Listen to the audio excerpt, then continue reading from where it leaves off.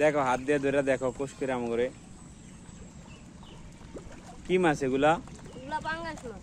পাঙ্গাস মাছ? এগুলা তো ছোট কা? এগুলা হয় চাষে দিছিল। ও ছোট ছাড়া হয়েছে? জি। কয় দিনের বাচ্চা এগুলা?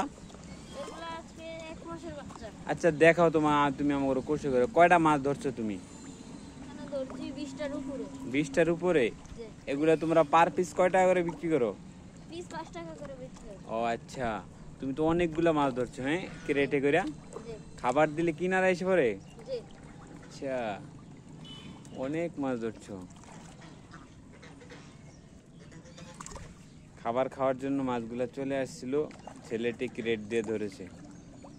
ঝুড়ি, এটা ফলের ঝুড়ি।